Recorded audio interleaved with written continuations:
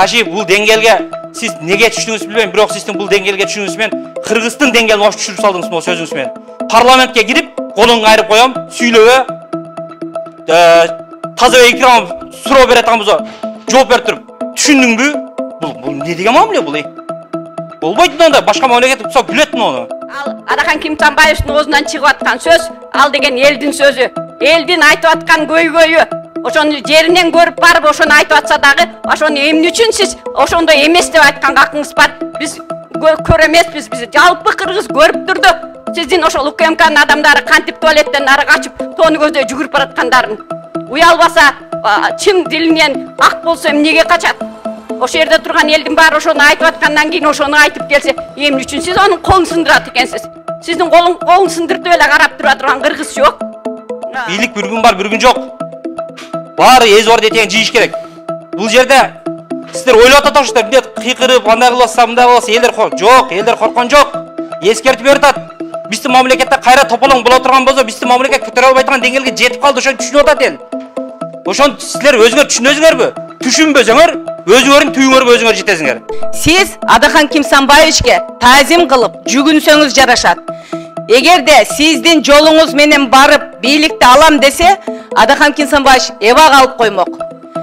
Артындагы колдоочуларын жок, кан менен келген бийлик кереги жок мага, жаман жол менен келген бийлик кереги жок мага, аң сезим менен, акыл менен тандаган бийлик керек мага деп, ушул күнгө чейин элди басып, тынчытып келе жаткан Адахан Кимсанбаевич болот. Урматсыңарбы, урматтуу кыргыз калкым. Ким айтмакчы, бетеге кетет, бел калат, бектер кетет, эл калат дейт.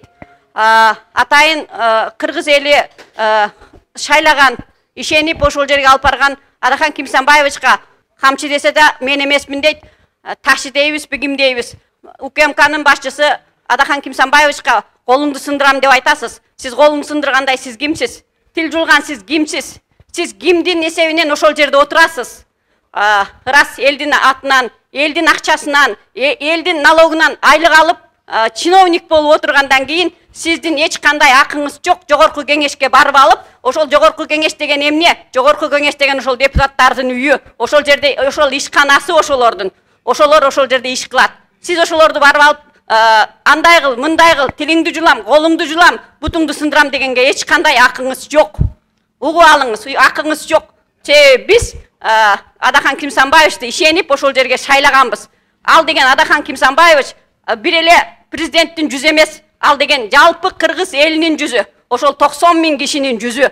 А сиз болсо бир президент шайлаган чиновниксиз. Демек чиновник ал жерге барып депутатка указание көрсөткөнгө анандай кыл, мынандай кыл, колуңду жулам дегенге акыңыз жок. Ал Адахан Кимсанбаевдин оозунан чыгып аткан сөз, ал деген элдин сөзү. Элдин айтып аткан көйгөйү. Ошону жеринен көрүп барып ошону айтып атса дагы, ошону эмне үчүн сиз ошондой эмес деп айтканга акыңыз бар. Биз көрө эмеспиз, биз жалпы кыргыз көрүп турду. Сиздин ошол УКМКнын адамдары кантип туалеттен ары качып, тоону көздөй жүгүрүп бараткандарын. Уялбаса, чын дилинен ак болсо эмнеге качат? Ошо жерде турган элдин баары ошону айтып аткандан кийин ошону айтып келсе, эмне үчүн сиз анын колун сындырат экенсиз? Сиздин колун сындыртып эле карап тура турган кыргыз жок. Сүйлөсөңүз дагы ойлонуп сүйлөңүз. Ал жерде сиз Адахан Кимсанбаевдин кадырын түшүрөм деп ойлобоңуз. Ал жерден сиз өзүңүздүн кадырыңызды түшүрдүңүз. Сиздин ким экениңизди, 3-чү класстагы дагы билимиңиздин жок экенин ошол жерде ажылдап сүйлөп атканыңызды элдин баары көрдү. Ошондой эле президент мырза, сизге да кайрылуубуз. Эмне үчүн ошол сөздү угуп туруп калыстык кыла алган жоксуз? Асмандын баасын чапчыды десе, Кыргызстанда эң арзан баа деп айтасыз. Ошону ким айтты сизге? Сиз мүмкүн эмнеде жашап, баардыгы гособеспечение болгон үчүн мүмкүн сиз баанын канча экенин да билбесеңиз керек. Эл кандай кыйналып атканын көрбөсөңүз керек. Баягы ким айтмакчы, байлык менен бийлик адамдын көзүн көр кылат. Көр болуп калыптырсыңар силер. Көр болуп калыптырсыңар. Эл аралап, элдин эмнесин көргүлө. Кандай көйгөй жаралып атканын айтып келген депутаттын колун сындырбагыла силер. Андай болгон эмес. Камчы кулагың менен угуп кой. Илгерки тарыхты айтпайлы, өзүңөр жакшы көрүп айткан 30 жылдык тарыхты айтайлы. 30 жылдык тарыхта сага окшогон УКМКнын башчысы Суталинов болгон. Суталинов кайда азыр? Ар бир өлгөн ата-эненин баласы өлгөн ата энеден кечирим сурап жүрөт. Пандакен нелерди гана кылбады, бийлик нени дедиртпейт, байлык нени жегизбейт дейт. Ошол маалда эсирген бири ошол. Ошонун бири азыр түрмөдө жаткан Сегизбаев, Сегизбаев. Алдагы сенин ордуңда болчу. Так что асманга чыгып аңкылдай бербестен ылдыйга түшүп кичине ылдый жакты ham карап кой. Тоонун башына чыгып ылдыйга түшүп томолонгон өтө кыйын болот. Ошондой. Так что эртең ким болоруңду дагы жакшылап ойлонуп койгонуң. А биз болсо бүткүл колдоочулары Адахан Кимсанбаевдин аркасында колуна кол, бутуна бут болуп дайыма колдоп турабыз. Assalomu alaykum урматтуу жердештер, урматтуу мекендештер. Кечегиде Бүтүн Кыргызстан саясий партиясы фракция менен биригип Баткенге барган. Ал жерде барыңыздар көргөнсүздөр. Ошол жерде бир жигит чыгып, бардык алып кетип аткан товарларын документально көрсөткөн, ар бирин көрсөтүп, номерлеринен бери жазылган. Ар бир адамдар кимизи канча мешок un алат, кимизи канча мешок селитра, кимизи канча мешок күрүч, баарын көрсөтүлгөн. Бирок мага эң таң калыштуу болгон жери, ошол жерде Адахан Кимсанбаевич Бүтүн Кыргызстан фракциясы элдер менен чогулушуп туруп, ошол жерде залда айткан сөзү бар. Бул мыйзамсыз болуп калды. Бул 2 айдын ортосуна чек ара коюлбаш керек дегенде элдин баары дүңгөт кол чабып ушуну ачып бериңиздер деп кол чапкан. Ошол жерде айыл өкмөтү дагы баары ушул товар бизге келиш керек деп кол коюп берген. Кече болсо Камчыбек Ташиев именно ошол жигиттин үстүнөн иш козгоп кайра наоборот. Бул аткезчилик менен алектенет деп ошол жигиттин үстүнөн иш козгоп атат азырчы. Кече ошол жерде парламентте барыңыздар көргөн болушуңуз керек. Урматтуу Баткен элинин тургундары, урматтуу кыргыз элим, ошол жигитти өзүңүздөр коргоп алыңыздар. Ал жигит сиздерге товар ташыйм деп, продукт ташып келем деп, ошол жерде азыр бийликке жем болуп отурат мындай айтканда. Азыр бул жерде Адахан Кимсанбаевич болсо кече айланып келип туруп, буну крышавайт этет дейт. Крышавайт этет турган болсо Адахан Кимсанбаевич жанында айыл өкмөт турган. Айыл өкмөт кол коюп берген, ал да крышавайт этеби? Ар бир жарандар турат ошол жерде мынча мешок бизге селитра керек, мынча мешок дан керек деп. Ошолор дагы мына аткезчилик менен алектешкендер крышавайт этеби? Мындай болбойт. Эптеп эле бирөөгө жала жабып коюп туруп эле, эптеп эле секин сүрүп койсо боло берет деген андай тактика болбойт. Кыргызстанда чынын айтыш керек. Ушул бийликке чейин дагы баары айтып келишти. Дозуңду токтот, башканы токтот, көп кеттиң, жакшы токтот деп эч ким уккан жок. Садыр Жапар ушул жерде өзүңүзгө келиңиз да, жаштап ойлонуп, же президент катары бир нерсени чечиң. Президент катары. Чече албай турган болсоңуз токтотуң да дозуңуз сат кирбедин деп өткүзүп бериң мына президент деп туруп. Өзүнүн полномочиясында жок нерселерге аралашат мындай айтканда. Эч кандай өкмөт жооп берет ан нерсеге дагы ал жооп берет. Башка медицинага дагы ал жооп бере берсе, билим берүүгө дагы ал жооп бере берсе. Ушундай болчу эле мамлекетте. Мен мисалы эч кимизден каршы болгон жок, бирок ар бир өзүнүн жумушун алып кетиш керек да могу жерде. Келтирип Ташиев келет, бардына жооп берип коет. Же жооп берсе бир нормально жооп берсе, келтирип биз урматтуу жердештер, биз эл өкүлдөрүн жөнөттүк. Биз мыйзамдуу мамлекетте жашайбыз. Бир ар ким өз ар жактан чырылдап чыгып тополон кыла бербейлик. Андан көрүп биздин өкүл ошол жерге барып туруп сүйлөп, ошол жерде элдин үнүн жеткизсин деп биз көтөрүп чыктык ошол өкүлдөрдү. Кыргыз мамлекет боюнча эң көп добуш алган кандидатты, эң көп добуш алган депутатты келип могу жерде кесет отурасыңар. Бул аткезчилик туугандар, чынына келгенде баарыңыздар прекрасно билесиздер. 2 айдын ортосунда эч качан болбойт. Камчыбек Ташиев кантип уялбастан айтат ошол жерде. Прекрасно видеодо турат ошол жерде. Көрүнүп турат, баягы элдер келип туруп, $500 сурап аткан өзүңүз 100%, Кыргыздын 90% көрдү ошол жерде.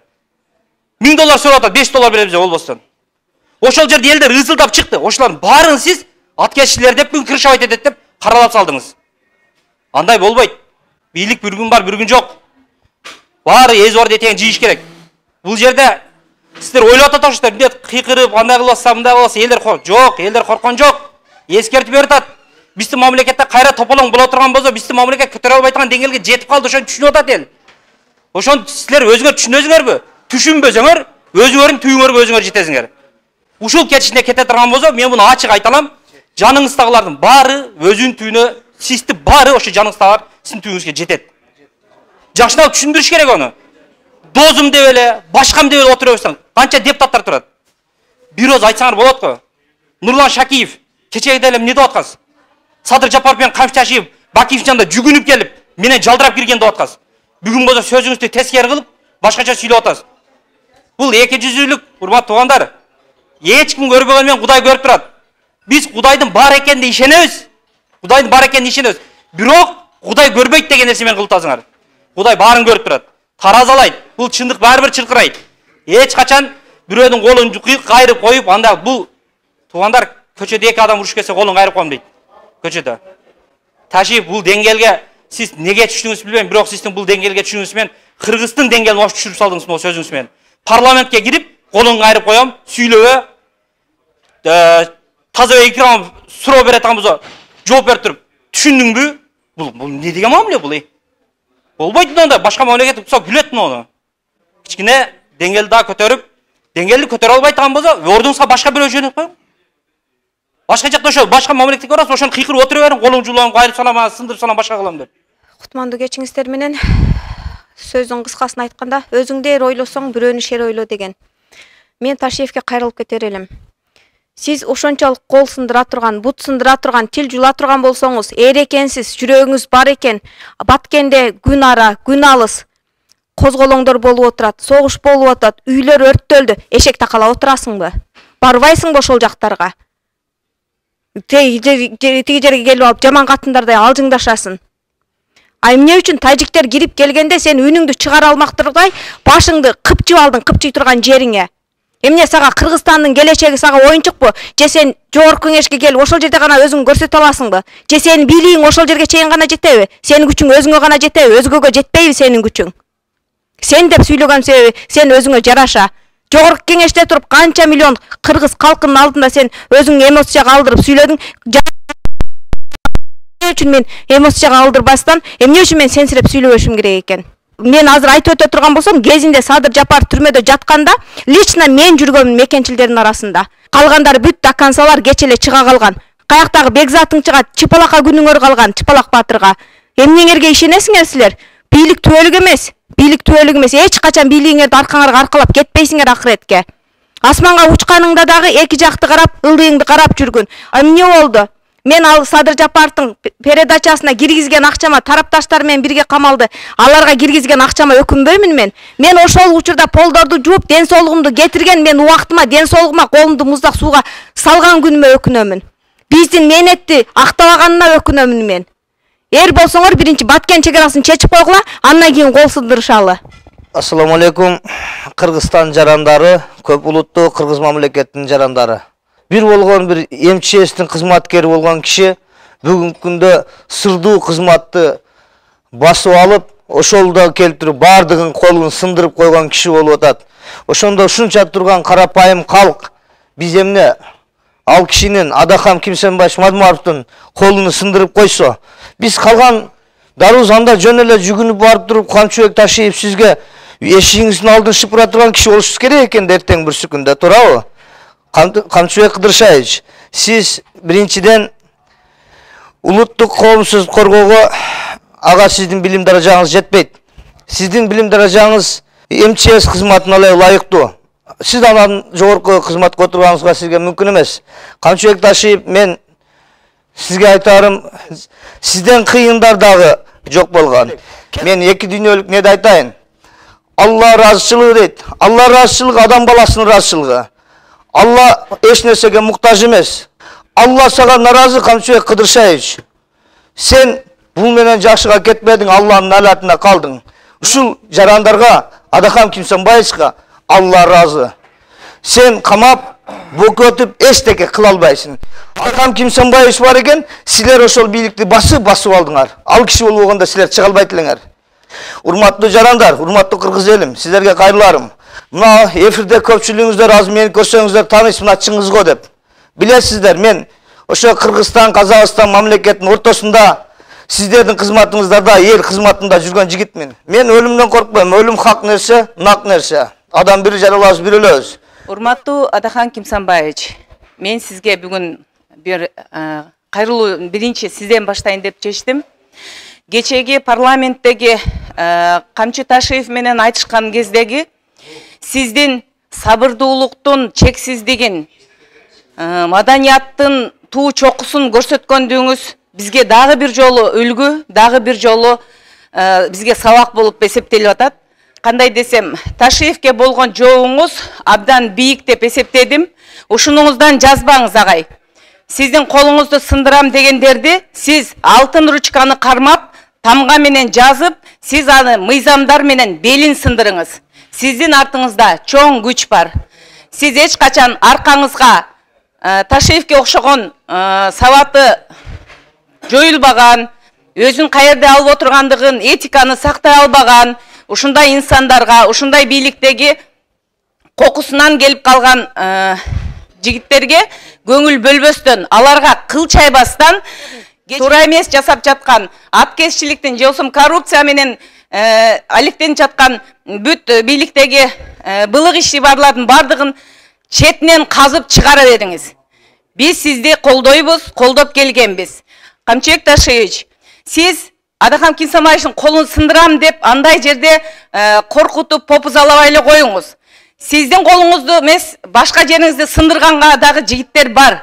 Бирок биз агайдын таалим тарбиясын алганбыз. Агайдын жакшы сөздөрүн укканбыз. Сиз Адакан Кинсанбаевичке таазим кылып жүгүнсөңүз жарашат.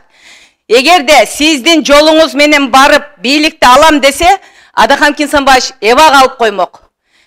Артындагы колдоочуларын жок, кан менен келген бийлик кереги жок мага, жаман жол менен келген бийлик кереги жок мага, аң сезим менен, акыл менен тандаган бийлик керек мага деп, ушул күнгө чейин элди басып, тынчытып келе жаткан Адакан Кинсанбаевич болот.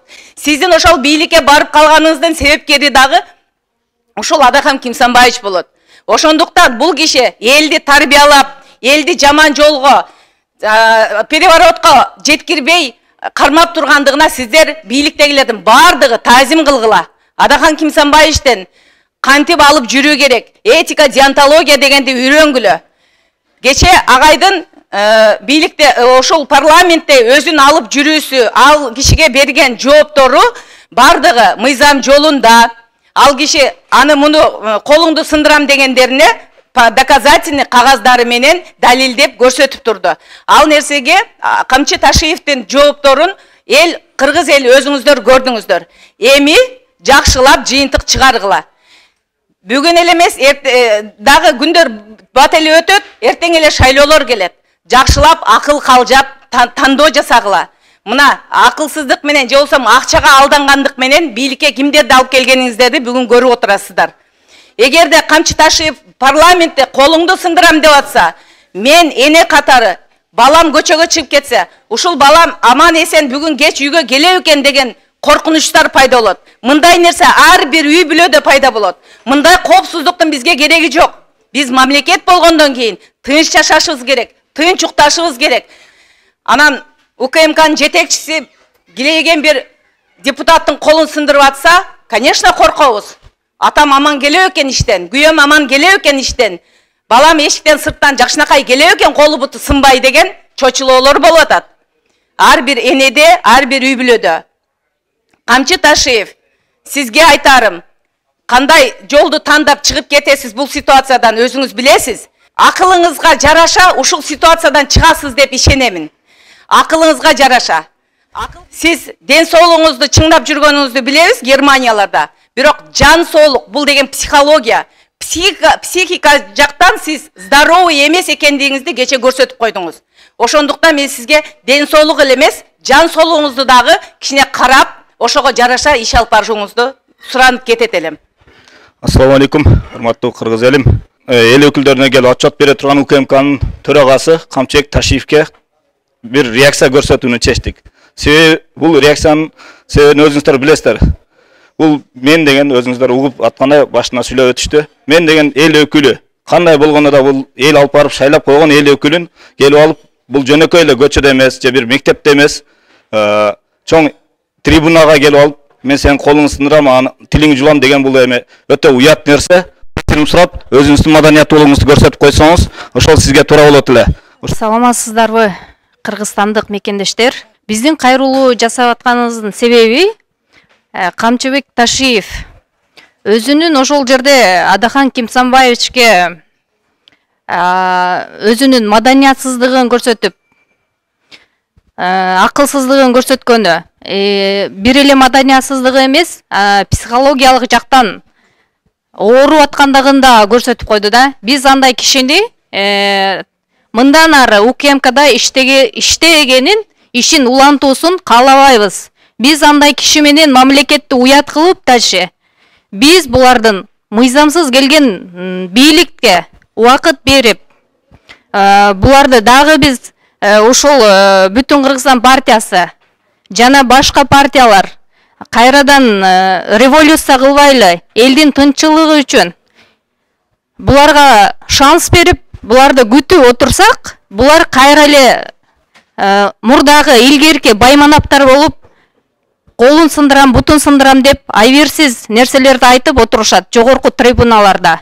Биз булардын мындан ары иштеп отурушуна каршыбыз. Кетсин, отставкага кетсин, мамлекеттен ушунча элдин тагдырын алардын колуна тапшырып, эми булар адам болуп кетер, түздөп кетер деп шанс берип отурсак, булар дагы ушактарды интернетте отуруп алып ушактар катып отурушат. Бизге андай президенттин дагы кереги жок. Кечирим сурап, публично кетишсин. Камчыбек Ташиев угуп жаткан болсо, Камчыбек Ташиевке айтарбыз, ушунчалык эле эр болсоңуз, эркек болсоңуз, элдин алдына чыгып туруп, анда Адахан Мадумаровдон кечирим сураңыз. Мен ошону каалайм. Ассаламу алейкум, кыргыз элим. Адахан Кимсанбаевичти эмне үчүн колдоп атабыз? Ал ар дайым чындыкты сүйлөйт. Кыргыз эли ар дайым Адахан Кимсанбаевичти колдойт. Поддержка кылып дагы көрөт.